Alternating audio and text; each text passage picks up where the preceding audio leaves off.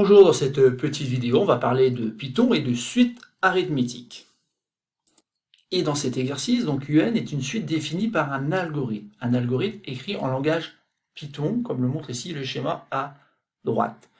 On demande la suite UN est-elle arithmétique? Si oui, précisez le premier terme et la raison. Donc c'est censé être un exercice assez simple, sauf que souvent le langage Python pose problème aux élèves parce qu'on a du mal à rentrer un petit peu dans ce langage de programmation. Alors essayons de comprendre un petit peu ce que ça veut dire. Ça veut dire tout simplement ici qu'on définit ce qu'on appelle une fonction. Une fonction qui se nomme suite et qui a pour paramètre un nombre n. Ensuite, on a ce qu'on appelle une variable u dans laquelle on stocke la valeur 5. Et ensuite, on a quelque chose de très très important pour la programmation, c'est ce qu'on appelle une boucle for ici. For i in range n. U égale U-3 print U. Alors justement, c'est ce qu'il faut comprendre dans ce petit programme ici. Qu'est-ce que ça veut dire, ces deux instructions-là? Et c'est pour cela que vous allez appuyer sur pause. Essayez donc de bien comprendre, bien voir un petit peu ce que cache un petit peu ce petit programme.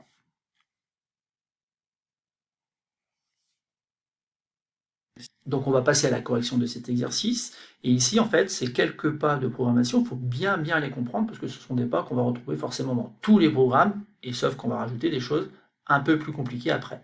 Et donc ici, dans un premier temps, U égale 5. Ça veut dire que dans une boîte U, dans une variable U, on stocke la valeur 5. Et ensuite, on rentre dans une boucle for.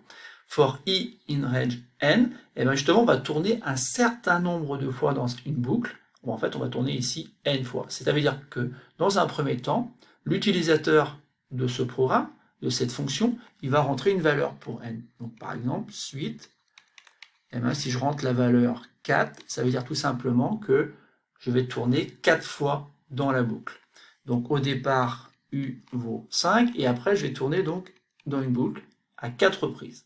D'accord? For i in range 4, ça veut dire que je tourne à 4 reprises. Et donc, au premier tour, quelque chose un peu bizarre qu'il faut bien comprendre, c'est que dans la boîte U, eh ben, où il y avait le nombre 5, je vais remplacer le nombre 5 par le résultat du calcul 5 moins 3. 5 moins 3, et bien, vous l'avez deviné, bien sûr, ça donne 2. Ça veut dire que j'ai écrasé l'ancienne valeur. J'ai écrasé donc la valeur 5, et maintenant, U, la boîte U, contient la valeur 2. Ensuite, la consigne, c'est print U. Donc, en fait, on va afficher donc la valeur de la variable U, donc on va afficher le nombre 2. Et ici, vous voyez bien qu'on est toujours dans la boucle. Pourquoi? Parce qu'on voit qu'il y a un petit espace qu'on appelle l'indentation, ça veut dire qu'on va revenir au début de la boucle maintenant pour faire un deuxième tour. Et lors de ce deuxième tour, donc U va prendre la valeur de U-3. Autrement dit, on va écraser la dernière valeur qui était 2 pour la remplacer par le résultat du calcul 2 moins 3 qui donne donc tout simplement moins 1. Et ensuite, le programme affiche donc le contenu de la variable U, autrement dit, affiche le nombre moins 1. Et à nouveau, donc, on revient au début de la boucle, et donc on fait un troisième tour. Une nouvelle fois, donc, ici, dans la variable U, où il y avait le nombre moins 1, maintenant, on va rentrer une autre valeur. On va rentrer la valeur qui correspond au résultat du calcul moins 1, moins 3, et donc moins 4. Et donc, le programme affichera maintenant le nombre moins 4. On est arrivé à la fin de la boucle, donc on revient au départ, et donc on refait un quatrième tour. Et lors de ce quatrième tour, bien sûr, une nouvelle fois, dans la variable U, où il y avait le nombre moins 4, on va écraser cette valeur et la remplacer par moins 4, moins 3, autrement dit, moins 7. Le programme doit donc afficher maintenant le nombre moins 7. Alors ça, c'était pour expliquer le fonctionnement de ce programme. Néanmoins, je n'ai pas mis de côté la consigne de l'exercice. On demandait de savoir si la suite était arithmétique. Alors pour savoir si elle est arithmétique, il faut essayer de comprendre un petit peu ce qui se passe avec ce programme en Python. Au départ, on avait stocké donc dans la variable U une valeur 5. Puis ensuite, le programme nous a affiché donc la valeur 2, la valeur moins 1, la valeur moins 4 et la valeur moins 3. Et donc ici, est-ce que ça semble être les premiers termes d'une suite arithmétique? La réponse est clairement oui. Pourquoi? Parce qu'en fait, on passe d'un terme au suivant en enlevant à chaque fois le nombre 3. Mais ce qu'il faut surtout comprendre, c'est que ce que j'ai remarqué là sur les premiers termes, c'est quelque chose qui va se répéter, et pas uniquement donc sur les 4 premiers termes ou sur les 5 premiers termes ici, puisque finalement on va de U0 jusqu'à U4, mais ça réside tout simplement dans cette formule-là. dans cette formule où on dit que dans la variable u, on va rentrer la valeur qu'elle avait avant et on va en retirer 3. Autrement dit, on va stocker une nouvelle valeur qui correspond à u moins 3. Et là, l'air de rien, ça correspond à notre formule de récurrence.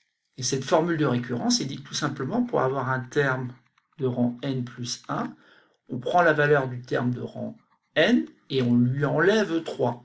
Donc, ça, c'est ce qu'on écrit lorsque dans le cahier, on définit donc une suite arithmétique. Et lorsqu'on programme une suite arithmétique en langage Python, on va dire que la variable u prend la valeur u-3. Autrement dit, on écrase la dernière valeur pour la remplacer par u-3, puisqu'en fait, on ne va pas rentrer, bien sûr, les indices n. On va rentrer qu'une seule variable. On ne va pas créer une variable pour chacun des termes de la suite. On les écrase au fur et à mesure. Et donc, on a bien une suite un qui est arithmétique de raison moins 3. Et de premier terme, le premier terme, on le lit ici, en fait. C'est la première valeur qui a été stockée dans la variable u. C'est ce qu'on appelle u0. Et donc ici, u0 vaut 5. Alors ce que j'ai fait là, de manière très détaillée ici, c'est ce qu'on attend d'un élève de classe de première ou de terminale qui comprenne un petit peu comment est construit donc ce petit programme écrit en Python. Mais il est bien sûr important de savoir programmer sur un logiciel afin de comprendre un petit peu ce qui se passe et de vérifier d'ailleurs qu'il n'y a pas d'erreur par exemple dans ce petit programme. Donc c'est pour cela qu'on va aller sur un site dont l'adresse est donnée ici, ce qui va nous permettre donc d'apprivoiser un petit peu ce langage Python. Et donc sur ce site-là, donc j'ai rentré donc l'algorithme, je l'ai tapé, et donc on a bien défini donc une fonction qui se nomme suite et qui a mis pour paramètre donc n. Ensuite, on a une variable u dans laquelle on stocke la valeur 5 et on a une boucle ici, une boucle dans laquelle on va tourner n fois.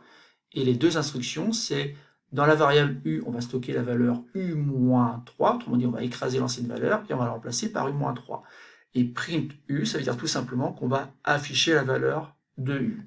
Ensuite, donc, il faut compiler. Donc, pour compiler, tout simplement, on appuie ici sur Run afin de voir s'il y aurait une erreur dans ce petit programme, dans ce petit algorithme. En fait, aucune erreur n'a été détectée. Donc, je vais pouvoir taper l'instruction maintenant, suite, et je vais mettre 4 en paramètre, et je vais regarder ce que ça donne.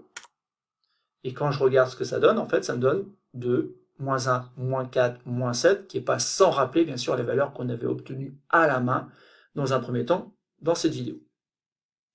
On constate bien qu'on ne s'était pas trompé, on a bien les premiers termes d'une suite arithmétique, le premier terme u0 qui vaut 5, et ensuite, bien sûr, la raison est moins 3, donc on enlève 3 à chaque fois. Juste une petite remarque néanmoins, sur le positionnement ici du print u. En fait, ici, dans l'exercice, il était aligné avec u est égal à u moins 3. On pourrait décider justement de le mettre aligné avec for. Alors, qu'est-ce qui va se passer ici? On va le découvrir en compilant une nouvelle fois et en tapant donc la même instruction, suite 4. Et cette fois-ci, j'obtiens qu'un seul nombre, le nombre moins 7. Pourquoi? Tout simplement parce qu'en fait, en rapprochant print de la marge, en fait, je l'aligne avec le for et surtout, je le fais sortir de la boucle ici. Alors, ce petit algorithme maintenant n'affiche plus les termes. Pourquoi? Parce que tout simplement, ici, le print n'est plus dans la boucle. Et donc, le petit algorithme continue à calculer les valeurs de chacun des termes de la suite. Et une fois qu'on est sorti de la boucle, une fois que l'algorithme ici nous dit, voilà, on est sorti de la boucle, il faut afficher donc la dernière valeur de la variable u. Et la dernière valeur de la variable u, ce n'est rien d'autre que finalement le terme de rang 4, u indice 4, qui vaut ici moins 7. Voilà, c'est tout pour ce petit exercice sur le langage Python appliqué aux suites arithmétiques. N'hésitez pas surtout à utiliser des sites gratuits comme ça afin de programmer donc des petits algorithmes afin de comprendre comment ils fonctionnent. Il n'y a qu'en manipulant ces algorithmes-là que vous allez vous rendre compte que finalement le langage Python, c'est un langage assez facile.